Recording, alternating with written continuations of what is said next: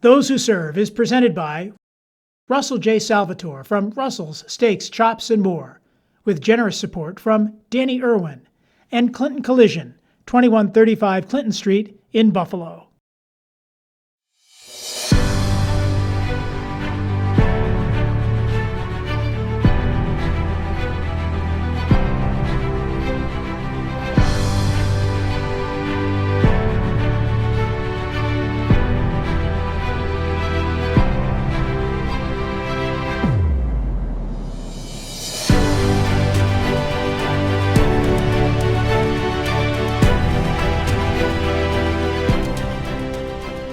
Hello, my name is Terry McGuire, and I'm the host of Those Who Serve. Just a little bit of background about myself. I'm a retired Army officer who lives here in Western New York, and I'm sort of a veteran advocate as well.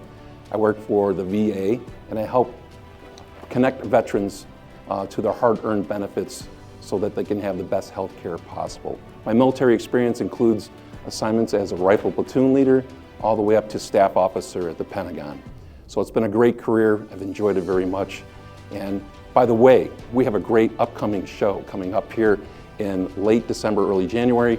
We have some great segments to include General Anthony Tata, who is a celebrated author, as well as Brigadier General retired. And we also have Cameron Burns from Crisis Services. So I look forward for you to tune in to Those Who Serve.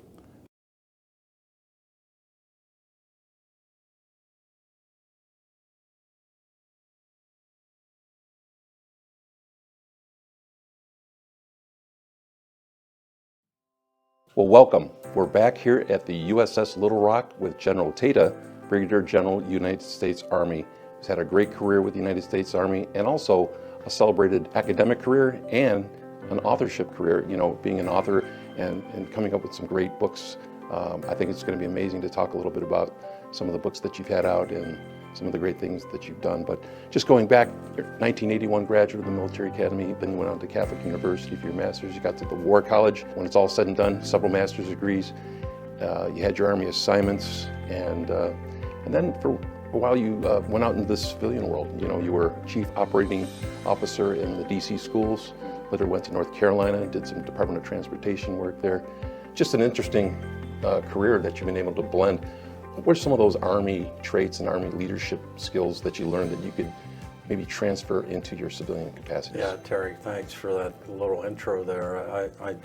You could either say I can't hold a job or I've had this great varied career, right? The thing that transcends all of it is just loving the people that you're leading and that you're serving. And so for me, whether I was a commander of soldiers or a superintendent of a school system or a secretary of a transportation system like it was in North Carolina, or even as when I performed the duties of the Undersecretary of Defense, understand who you're serving, whether it's the city, the county, the state, the federal institution, and all the people in the country, your nation, understanding that your duty is to do the very best you can for them. And in a very selfless way. And as you know, one of the premium maxims of the Army is selfless service. You give yourself to a greater cause. And one of the reasons I transitioned from the military into education was because I felt like I had more to give, but I wanted to give in a different venue.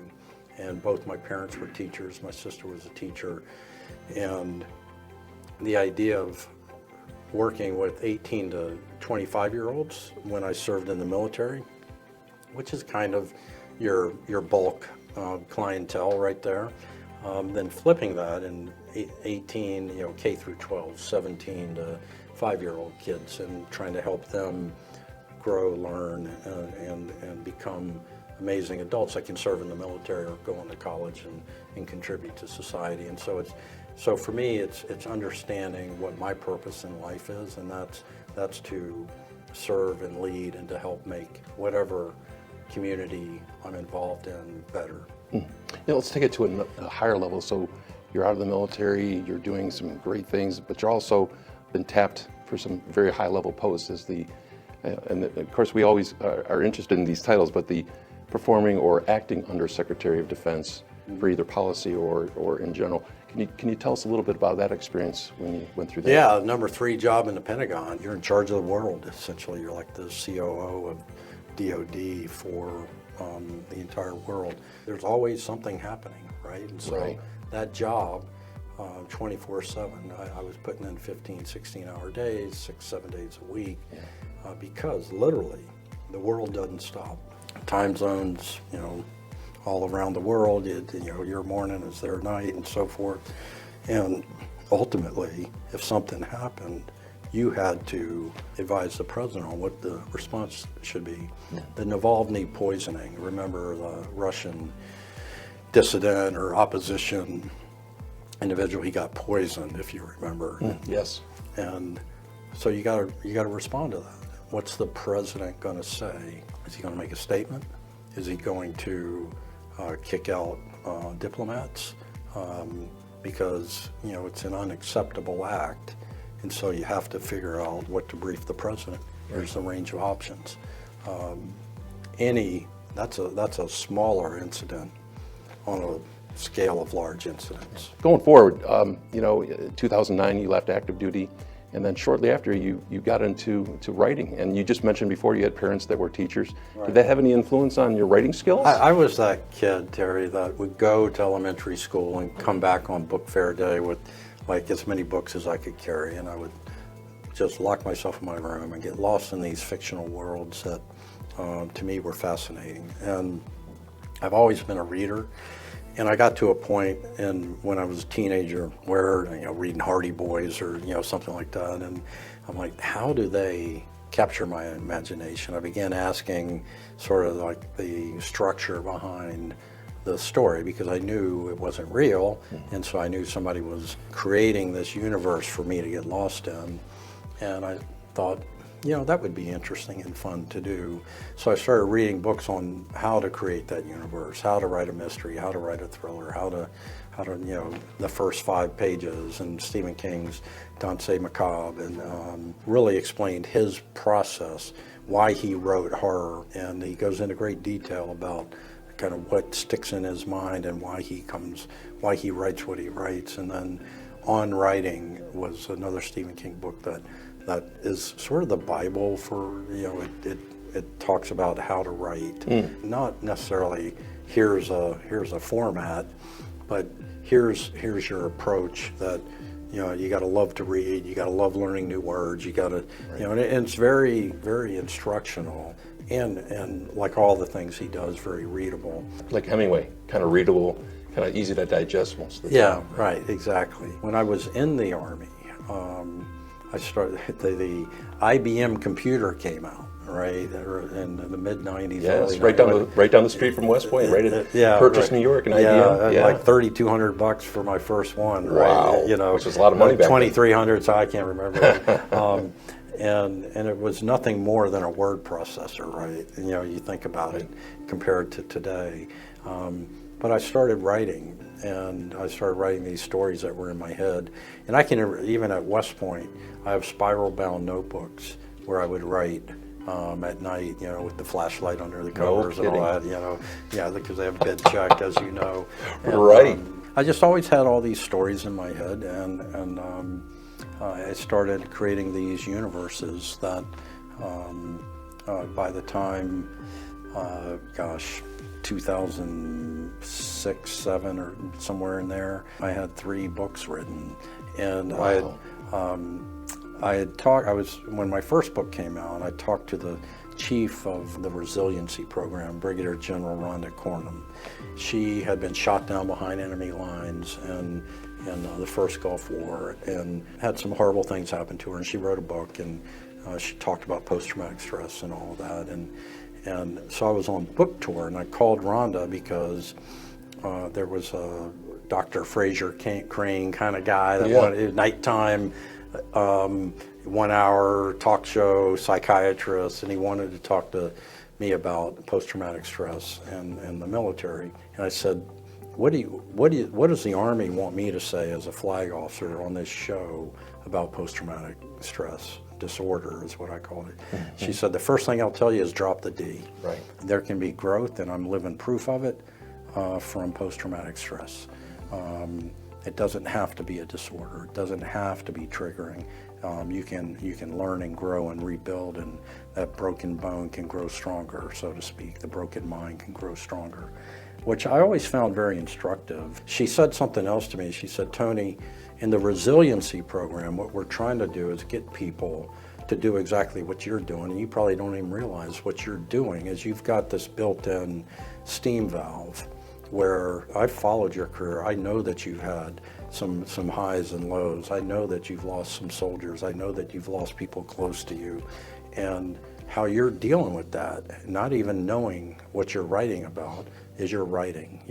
It's a creative form. It's an artistic form. What you're really doing is letting, you're processing whatever pain, anguish, happiness, sorrow, joy, whatever emotion you're feeling, you're funneling that not in an obvious way, but in a very discreet way by creating these alternate universes. Some people do woodworking, some people do music, some people play crossword puzzles, whatever. Right. And what we're trying to do is get people to have that thing that makes them more resilient, that allows them to have that path, that outlet that they can turn to. And I said, oh my God, you're exactly right. Because, when I'm in combat, my laptop would be up at night at 1 in the even no matter what time, and I would write a page. Or I would read, which was another way of coping. Mm-hmm. But I wasn't obviously thinking about it in an obvious way. She was exactly right in that regard. And so I just started writing, and I'll never forget I was in Bosnia. And we had a Delta Force team there in 1996. And a guy named Rob Hobart was the bodyguard to the commander of U.S. Army Europe. And I was the executive officer to the commander of U.S. Army Europe. And we would walk with him through the streets of Sarajevo. And so Rob Hobart and I became very close friends. And when I got reassigned to take command of the 82nd Airborne, I fly back. Hobart had already redeployed, and my house was not available at Fort Bragg, and I needed somewhere to stay for like 3 weeks. So Rob said, just stay with Patty and me. And so I crashed in his guest bedroom where he had his computer. And I had been writing, and I had a 3.5-inch floppy disk. Remember those things? Yes, of course. And how unreliable they were? Yes. And the days of Fortran and cobalt. Well, it was, I just put it in there. I didn't know what right, it was. Yes. It clicked, and there was like no password to get in the computer. He didn't really know I was using it. But because I was copying it to the floppy disk, then my floppy disk started going bad. And so I saved, the title of the book is Rogue Threat. Which I saved to his hard drive because I needed to go get some new floppy disks because this one was showing signs that it was going bad. And I go to download the new, off the hard drive onto the new floppy disk, and it's not there. Rogue Threat is not on Rob Hobart's computer. And I'd written about 40 pages worth of, which is a lot in the writing world. And so I go to Rob and I'm like, hey man, did you delete something from your hard drive? Because I found a virus called Rogue Threat, and I deleted it. And this story is going somewhere, trust me. And I'm like, you didn't put it like in a little cute trash bin that I can pull it out of and save? And he goes, man, I'm Delta Force. I smoked that puppy. And so I'm like, just full disclosure, it's a book. I do some fiction writing. I don't really talk about it, and it was kind of like I didn't want to talk about it until I actually got something published or submitted something. And so fast, and he was crestfallen. He felt like he'd just disappointed me in such a big way. And I said, look, Rob, it's not a big deal. I'll just rewrite those 40 pages. I can't. Just like that. I was busting him a little bit, but. Fast forward 6-7 years, he retires and he's head of security of Boeing. He's flying into Chicago, and sitting next to him is a guy named Brad Thor. Brad Thor is a big New York Times #1 best-selling military thriller author. He's got the Scott Harvath Harbath series, Rob and Brad started talking, and as Rob's told me, he said, light bulb goes off. I got to introduce Tata to this guy. And so literally he gets off the plane, calls me, and he said, you're coming to Chicago, you're having dinner with Brad Thor. So I go up there, and Brad says, what do you got, man? And I said, I got these 3 books. He's like, I got a guy looking for a guy like you. He takes them, he sends them, and I get my first book deal. Wow. So if Rob Hobart had not deleted Rogue Threat from his computer, I may not be a published author today. That's an amazing story. Yeah. So anyway, that was going full circle on my writing, and I just love to write. I've got 16 books out now, working on number 17. Well, let's share something a little bit about what we love. We're both on a naval ship here, the USS, the Little Rock, here at the Buffalo and Erie County Naval and Military Park. But we share obviously a great love for the Army and our way ahead. But I think you and I can both agree this is a tough time for recruiting across most of the services. I know the Marine Corps is always going to usually make their objective, but the Army and the Navy, they're struggling right now, especially the Army. Do you have any thoughts on why we're struggling, or do you think it's more of a cultural shift, or do you think there's maybe just demographics? I'm just curious to your thoughts. Yeah, I think it's all the above. I've had parents call me and say, would you advise me to send my child into the military? And ultimately, I talked to them about, particularly when the wars were going on at high up tempo, I said, are you prepared to lose your child? Because that's ultimately what you have to be prepared for. And I'm not trying to be dramatic or whatever, but there's no more noble service, and at the same time, it's 100% sacrifice if something were to happen. And so you've got to come to terms with that. And if you're asking me for my opinion, I can't talk to you about this without talking about that, because that can happen. And it doesn't matter if they're a logistician or if they're a special operator. The battlefield today is 360. As we go forward as a country, are there any messages that you want to relay to some of our young folks out there contemplating a career in national service? Right. As you just explained, right. It's a great way to work through a lot of things using your creativity, whether it's writing or painting or music or whatever. But there's a message out there I think maybe you want to deliver. Yeah, Terry, what I would say is that I have great faith, trust, and confidence in this younger generation coming up. I really do. I have a 36-year-old daughter, a 31-year-old son, 2 grandkids. My son-in-law, married to my daughter, is a soldier, National Guard. And so I see that drive to serve. I see this idea that that generation wants the same kinds of liberties and opportunities that we've had in our lifetimes. And so there is a drive within this younger generation to make sure that those liberties and opportunities are secured. And I trust that they will vote correctly, whatever that may be for them, and serve and shape their world how they want it to be. Fantastic. General Anthony Tata, thank you so much for being here today. God bless you. Thank you.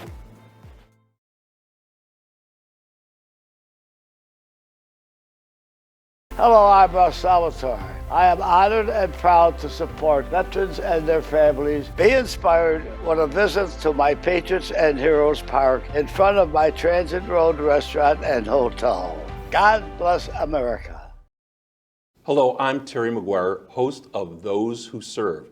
And today I'm here with Cameron Burns, who is the Director of Education and the Outreach Coordinator for Crisis Services in Western New York. Cameron, welcome to the show. Thank you so much for being here. Can you tell us a little bit about Crisis Services, and as we're heading into the holiday season, what we can do for our veterans? So Crisis Services, we're Erie County's 24-hour crisis center. So that means we're the suicide prevention center for the county. We're also the rape crisis center and domestic violence service provider for the county. We run an Erie County crisis hotline that's 24/7, 365. We never close, even during a blizzard or COVID lockdowns or a tornado, anything like that. And we also run 988 for the Western New York region. We're the regional hub. And so for our veterans, all they need to do is dial 988 and press 1 for veteran-specific care. You know, as we're heading in again to that late holiday season, are there some signs that we should be picking up in case we think that there's a veteran at risk? Yeah. With suicide prevention, things of this. So, you know, I want to first break a myth that suicide and suicidality doesn't necessarily go up during the holidays, so that's great. But that doesn't mean that feelings of isolation, loneliness, sadness, and depression don't go up, because they certainly do. Holidays can be a stressful time for a number of reasons. There's societal pressures and family pressures, financial pressures, and then too, we also are adding in for us locally here, weather pressures, weather stresses with things like that, right? So really the same thing that we're looking for everyone is people that are isolating from themselves, people that are talking about suicide more, people that have a really big change in maybe how they're acting. Like somebody who is usually an upbeat, jolly person, maybe they're starting to be angry. They're starting to turn inwards. Check on those people. And it can be as simple as, are you okay? Right? It can be simple as, what do you need? How can I help you? We know that veterans have increased risk of suicidality and suicidal thoughts for a number of reasons. We know middle-aged men also have higher rates of suicide than any other population, and certainly that's reflective of a lot of our veterans. And then we add in any kind of other mental health disorder or access to weapons and things like that. So there are a lot of great services. We're really lucky in Erie County. We have a lot of great services for our veterans. It can be as simple as calling 988, a really easy number to remember, and pressing 1 and saying, I'm calling about my brother. He's a veteran. I'm worried about him. And so those at risk, especially our veterans, could be relationship problems, financial problems. Are there other things that you think might be part of that? Yeah, relationships are a big trigger for folks having thoughts of suicide. Maybe somebody who's diagnosed with PTSD, which we know can happen to a lot of our veterans who have served. Those kinds of folks. Depression is a big diagnosis that we see. So relationship, family things, job issues, and job stress, especially this time of year, can be a really big stress to folks. During this holiday season, if someone who's watching this show right now was feeling a little bit depressed or feeling out of sorts, didn't feel quite right, what things can they do? Where can they go to get some help? Well, the first thing I would tell them would be to be kind to themselves, be easy on themselves. We put a lot of stress on ourselves and each other during this holiday season to keep up family traditions and buy a lot of gifts and go to parties and things like that. But if you're not feeling up to those things or not able to do those things, be kind to yourself, take care of yourself. If you know that you may have a propensity to feel this way because you've felt this way in the past, have a plan to take care of yourself. Know what you are going to do to spend the day of Christmas, for example, if it can be particularly isolating. Make a plan for how you're going to spend the day and have that plan be something that can be beneficial as opposed to physically harmful. And then reach out to folks. If you have a friend and family kind of support network, talk to them, be open and honest. If you don't have that, call us, call 988, press 1. We're here, we're working 24/7, 365, even during the holidays. You can call us and just sit on the phone and talk with us, and our counselors will go over with people maybe some coping skills, things to try to help them feel better, some self-care techniques, and just really be an ear to listen to. So I would encourage folks to reach out, talk to people, talk to friends and family, and make a plan for yourself if you know that you may be feeling that way during the holidays. Cameron, thank you so much for being here today, you. helping our veterans. We really do appreciate it. Thank you so much. Thank you. Thanks.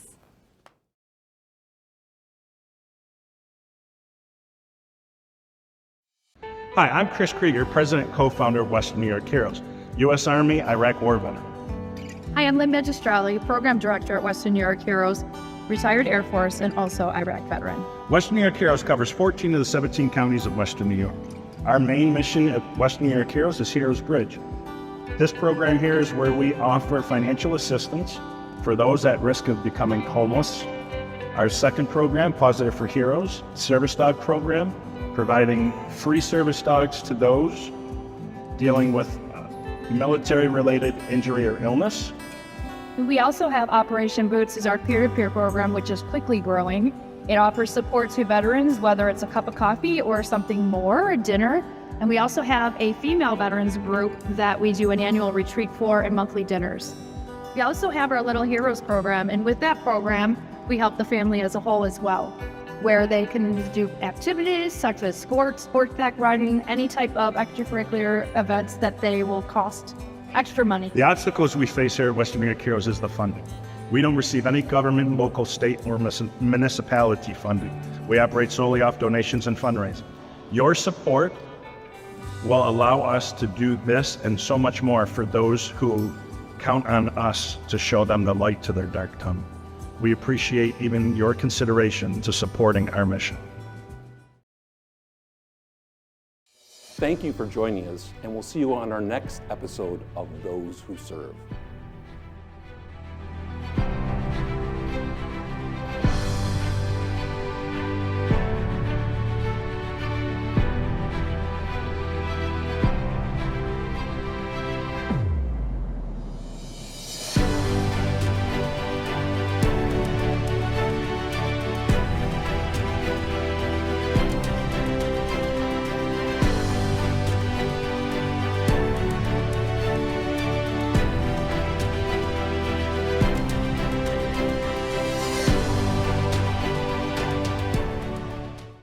Those Who Serve was presented by Russell J. Salvatore from Russell's Steaks, Chops, and More, with generous support from Danny Irwin and Clinton Collision, 2135 Clinton Street in Buffalo.